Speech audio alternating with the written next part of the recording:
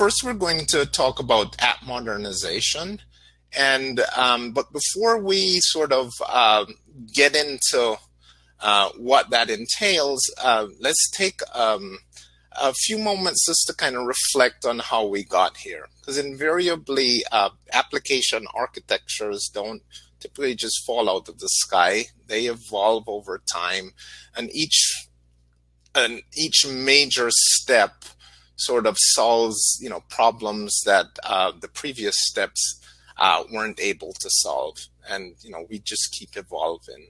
So I'd imagine that 20 years from today, people would look back at what we're talking about today as being somewhat dated, but that hopefully they would look at it in the spirit of being a sort of step in a evolution of app architectures.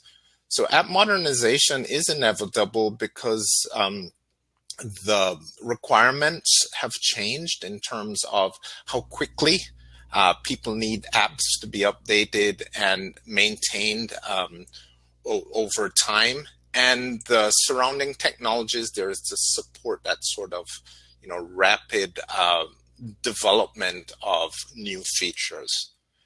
But how we got here was, if we go back to the late 90s, there was, as automation became more prevalent, there was an increased need for application silos to exchange information.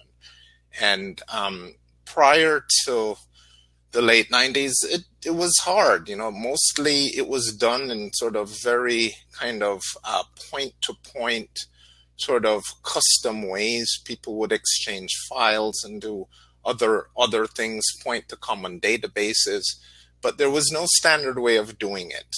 So in the late 90s, what we saw was the rise of message-oriented middleware. So these were middleware components that allowed different applications to communicate via messaging. And this was actually a huge improvement over the sort of point-to-point custom interfaces that people used before. So this solved a lot of problems. Developers didn't have to worry about how to get a message from point A to point B, but they still had to worry about the format of the messages. And when two applications would exchange data, they would have to agree on a format, and then invariably each application would have to modify the data when it came in to match whatever native format they were using within the application. In the mid-noughts, this is the rise of service-oriented architectures, and this solved a few problems. One, it gave us this idea of self-describing data. So you would be able to exchange data with other parties, but the data itself could describe itself. It could say, what the fields were, what the types were. So it made it a lot more sort of flexible than than what was done previously with just straight messaging, where people sort of dealt with the formatting themselves. And it also gave you this idea of interfaces.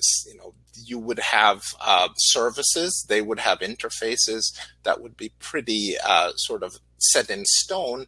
So it led to sort of loose coupling between components that wanted to communicate with each other, because they would just use the interfaces. The data would be self-describing. So really a giant leap forward from the custom interfaces of the late 90s. Then in the early 10s, probably in response to sort of the rise of mobile apps and them sort of become major consumers of enterprise data, we had the API platforms and API management. So some of the things that drove that were that REST and JSON became sort of de facto standards for consuming data. And there were also additional protocols around that, like OAuth, that made it easier for developers to develop these types of interfaces, because some of this things like security were being offloaded by these new protocols.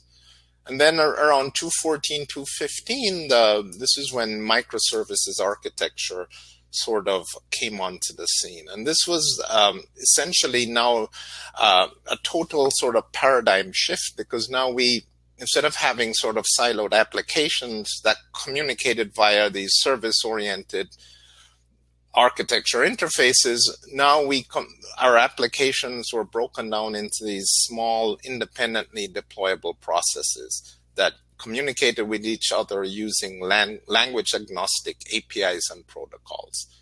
And that's kind of where we are today. So really app modernization is about taking apps that were written in some of these older architectures and technologies and migrating them to a microservices architecture.